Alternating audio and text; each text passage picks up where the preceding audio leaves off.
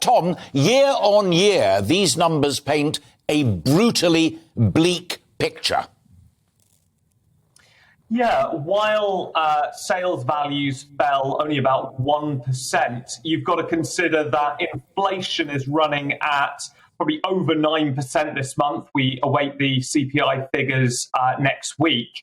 And that suggests that sales volumes are down by a level, frankly, we've not seen since the depths of the pandemic. It's a real concerning time at the moment where retailers are squeezed between consumers who simply don't have the same kind of spending power that they did, as they're sort of influenced by the high energy bills and more, and also suppliers who have got their costs going up. So retailers face higher costs but lower demand, and that's a real recipe for trouble at the moment.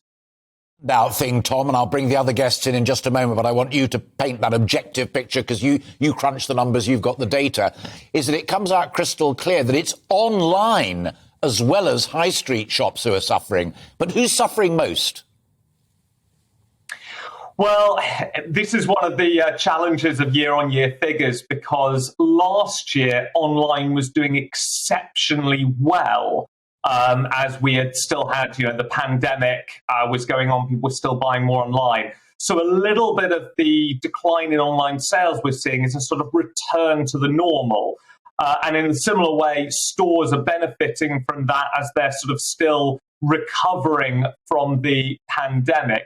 But around £2 in every £5 we spend at the moment is being spent online, excluding food, which is a little bit down on the previous year, but still much higher than we were pre-pandemic.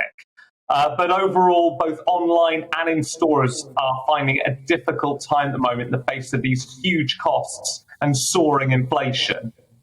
All right, Tom, I'm going to come back to you when we get on to what can be done and by whom, but I'm delighted now to bring in my next guest, Christopher, sitting there to the left of your screen. Christopher, clothing can be a bit of what economists call a discretionary item, some of the stuff that you only buy when you really need it. You're a manufacturer, but what are the retailers telling you about what it's like there at the front line?